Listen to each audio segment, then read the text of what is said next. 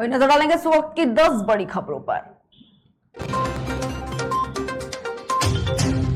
राष्ट्रपति रामनाथ कोविंद आज विधानमंडल की संयुक्त बैठक को करेंगे संबोधित। मुख्यमंत्री योगी आदित्यनाथ भी रहेंगे मौजूद। दोपहर 3:30 बजे लाभार्थियों के साथ करेंगे संवाद। कमिश्नरी सभागार में लाभार्थियों के साथ होगा संवाद। केंद्रीय मंत्री स्मृति ईरानी का वाराणसी दौरा। आज सरकार के 8 साल की उपलब्धियों की करेंगे समीक्षा। लालपुर के दीनदयाल हस्तकला संकुल में करेंगी बैठक। विभिन्न योजनाओं के लाभार्थियों के साथ करेंगे संवाद। 7 जून को कृष्ण जन्म स्थान के दर्शन करेंगे सीएम।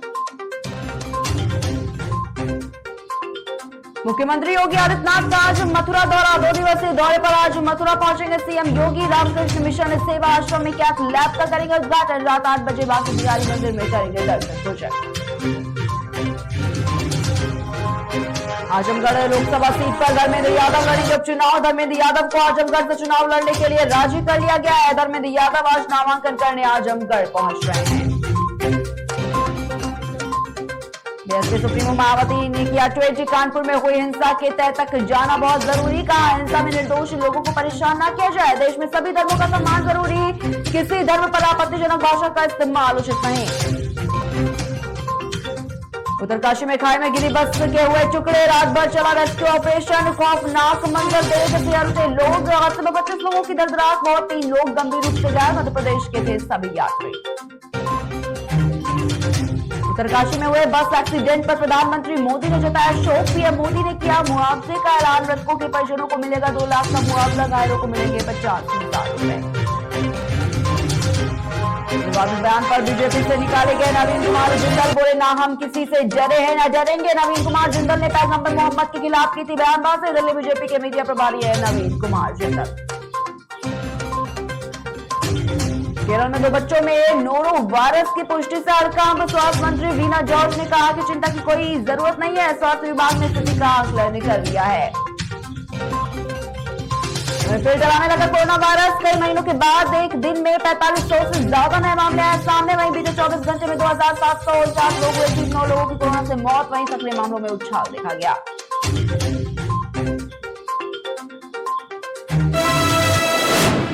और रुक करेंगे रिपोर्टर्स रिपोर्ट की ओर। खबर अमरोहा के थाना सैद नगली के कुंदर की बुंड की है, जहां पर दहेज लोभियों ने दहेज की मांग पूरी न होने पर एक विवाहिता को मौत की घाट उतार दिया।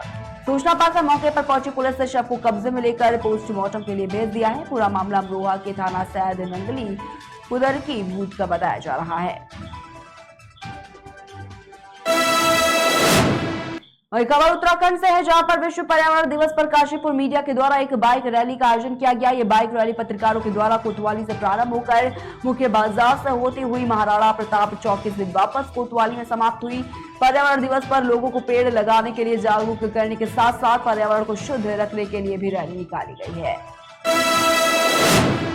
वहीं कानपुर में कुछ दिन पूर्व हुई हिंसा के तार आगरा से भी जुड़े हुए बताए जा रहे हैं। कुछ दिन पहले एक ऑडियो वायरल हुआ था, जिसके बाद लोगों में गुस्सा भड़का। जो ऑडियो वायरल हुआ था उसको लेकर इस्लामिया लोकल एजेंसी के चेयरमैन मोहम्मद जाहिद पत्रकारों से रूबरू हुए।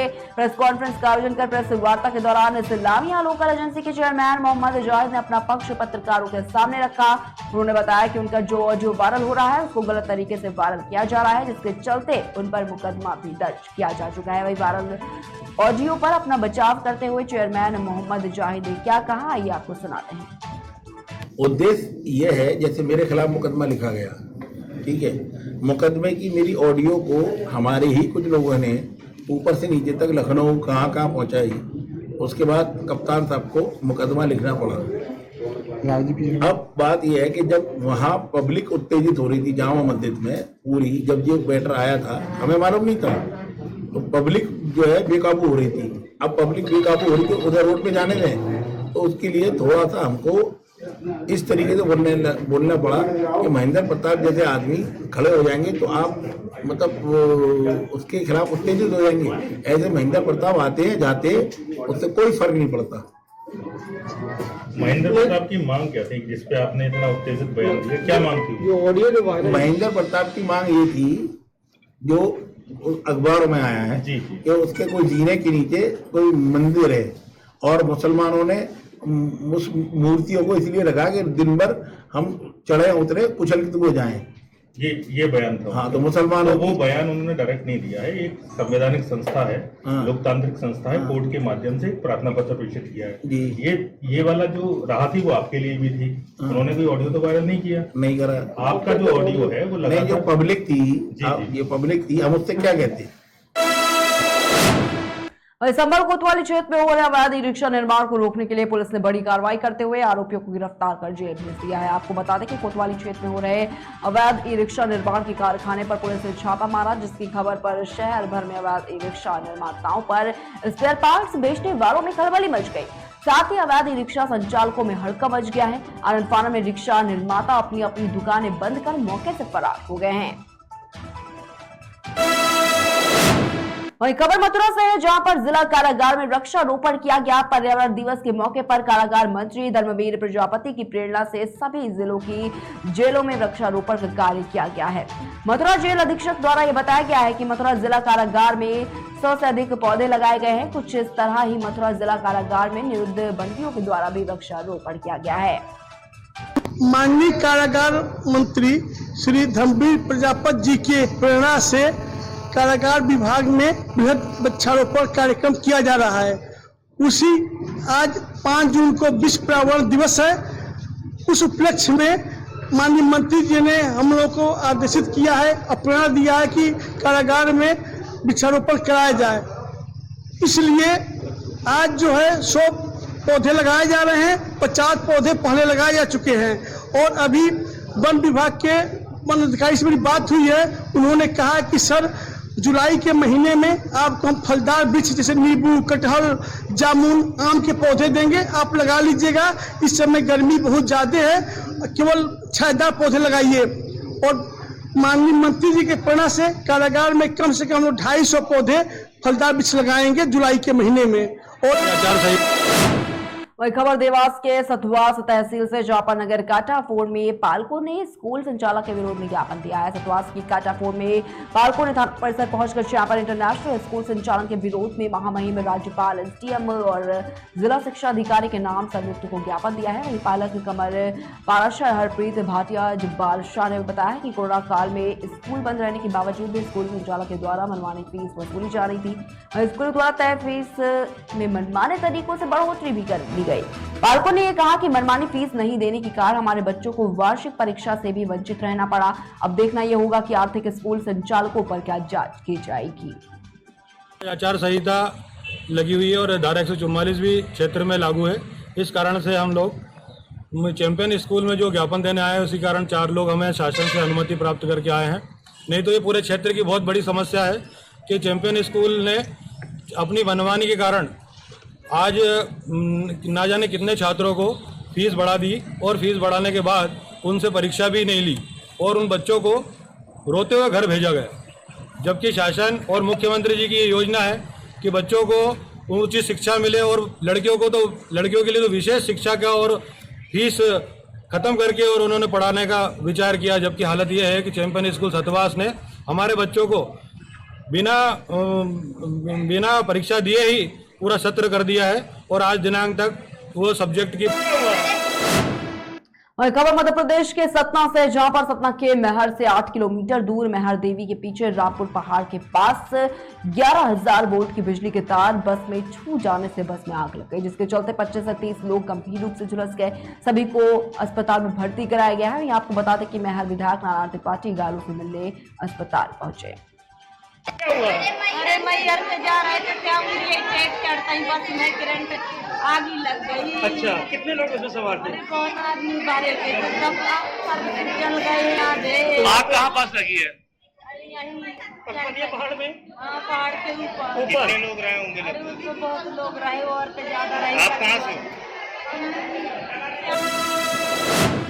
वहीं रीवा में आंगनबाड़ी को गोद लेकर उनकी स्थिति में सुधार और बच्चों को कुपोषण से दूर करने के लिए अभियान संचालित किया जा रहा है। और इस अभियान के तहत पुलिस अधीक्षक नवनीत भसीन ने आंगनबाड़ी केंद्र रीठी को गोद लिया। पुलिस अधीक्षक अपने परिवार के साथ आंगनबाड़ी पहुंचे और बच्चों को उपहार भी वितरित किए।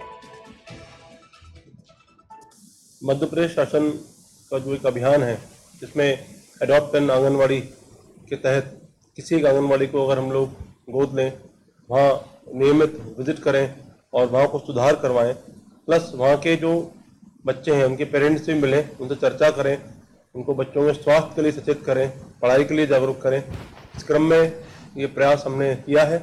साथ ही साथ जो वर्तमान में आंगनवाड़ी में खिलौने जाकर देना, बच्चों के चेहरे पर खुशी देखना, उस क्रम में हमने भी अपने घर पर चर्चा की बच्चों से, तो उन्होंने अपने खिलौने निकाल कर तैयार किए और जाकर उन बच्चों को खिलौने उनके भी जाके बांटे हैं। और इस तरह से एक प्रयास ये है कि हम लोग उस क्षेत्र में जाके जहाँ पर कुछ बच्चे कुपोषित हैं या अभी उनको एक मैसेज की आवश्यकता है उनके पेरेंट्स को, तो उनसे चर्चा करके प्रयास शुरू किया है। और हम अपील करते हैं आपके चैनल के माध्यम से सभी लोगों से, सभी समाज के जागरूक लोगों से कि वो भी इस क्रम में अपना सहयोग अपनी क्षमताओं के अनुसार अवश्य दें, क्योंकि बच्चे ही हमारे भारत का भविष्य हैं। धन्यवाद। वहीं खबर मध्य प्रदेश के राजगढ़ से, जहां पर राजगढ़ के ब्यावरा विधायक रामचंद्र दागी द्वारा आज वार्ड 17 में जाकर पीड़ित परिवार से मुलाकात की और मकान में आग लगने से हुए नुकसान का भी आकलन किया। साथ ही हर संभव मदद का भी आश्वासन दिया है और इसके अलावा वार्ड वासियों के द्वारा बताई गई समस्याओं का जल्द निराकरण करने का भी आश्वासन दिया गया है। वहीं खबर राजगढ़ से, जहां पर विश्व पर्यावरण दिवस पर नगर पालिका ब्यावरा के द्वारा अपना नगर स्थित पार्क में पौधारोपण कार्यक्रम आयोजित किया गया और इस कार्यक्रम के दौरान नगर पालिका कर्मचारियों ने पार्क में पौधे लगाए और नगर पालिका सीएमओ सुषमा धाकड़ ने बताया है कि विश्व पर्यावरण दिवस पर नगर पालिका के द्वारा पार्क में 5 अलग अलग तरह के पौधे लगाए गए। उन्होंने सभी से पौधे लगाने की भी अपील की। आपको बता दें कि 5 जून को विश्व पर्यावरण दिवस कल मनाया गया था और इस मौके पर नगर पालिका कर्मचारी सहित अन्य नागरिक भी मौजूद थे। नगर पालिका के द्वारा अपना नगर पार्क में पौधारोपण किया गया है और आम कनेर इस टाइप के पौधे लगाए गए हैं। मेरा सभी नागरिकों से अपील है कि आज अधिक से अधिक पौधारोपण करें और किसी भी विशेष कार्यक्रम में अवश्य से अवश्य अपने पौधारोपण करें और पर्यावरण। वहीं खबर कासगंज से, जहां पर सिकंदरपुर वैश्य थाना पुलिस ने गौकशों को पकड़ने में काफी लाचार दिखाई दे रही है। पुलिस की हीला हवाली के चलते मुकदमा दर्ज होने के 25 दिन बाद भी गौकश जलालुद्दीन कुरैशी, राहत कुरैशी और साद कुरैशी खुलेआम घूम रहा है। वहीं गौकशों पर कोई कार्रवाई नहीं हुई है और आपको बता दें कि अब गौ माता को गौरक्षा मंच फाउंडेशन आंदोलन करने की बात कर रहा है। मैं राजू भारती, प्रधान फतेहपुर माफी, राष्ट्रीय महासचिव गौ माता गौरक्षा मंच फाउंडेशन भारत। मुझे जिम्मेदारी अभी 15-20 दिन पहले मिली है और मुझे विशेष जानकारी हुई थी थाना सिकंदरपुर वेस्ट, जनपद कासगंज, उत्तर प्रदेश में गौकशी के जो गाय का मांस है वो गाड़ियों में पकड़ा गया था। अभी तक पुलिस ने उनको गिरफ्तार नहीं किया है। इस बात पर हमारा पूरा मंच, पूरे भारत का मंच, हम आंदोलन करने के लिए तैयार हैं। जब ये मुझे जानकारी मिली तो मैंने सिकंदरपुर बस एसओ से बात करी, उनसे कहा मैं तत्काल अपराधियों को गिरफ्तार करें और नहीं तो हम। वहीं खबर जालौन से, जहां पर 11 जनपदों में सप्लाई के लिए भेजी जाने वाली 41 किलो गांजे की खेप को बरामद किया गया है और इसके साथ ही पुलिस ने प्रदेश के अलग अलग जिलों में गांजे की तस्करी को अंजाम देने वाले 2 आरोपियों को भी गिरफ्तार किया है। आपको बता दें कि पुलिस ने पिपराया मोड़ के पास चेकिंग के दौरान एक अंतर जनपदीय तस्कर गिरोह के 2 आरोपियों को मौके से गिरफ्तार किया है, तो वहीं 2 तस्कर पुलिस को चकमा देकर मौके से फरार हो गए। साथ ही आता पुलिस ने आरोपियों के पास से 12 लाख रुपए की कीमत का गांजा भी बरामद किया है। देखिए, एक गांजे की खेप पकड़ी गई है जिसमें एक व्यक्ति जिसका नाम प्रदीप कुमार प्रजापति है, उसको भी गिरफ्तार किया गया है। ये गांजा स्कॉर्पियो गाड़ी से पकड़ा गया है और इसमें 2 अन्य व्यक्ति थे। जब पुलिस की चेकिंग लगी हुई थी तो वो 2 अन्य व्यक्ति मौके का फायदा उठा के भाग गए। इसमें एक प्रदीप कुमार प्रजापति की गिरफ्तारी हुई है और ये तीनों जनपद फतेहपुर के रहने वाले व्यक्ति हैं।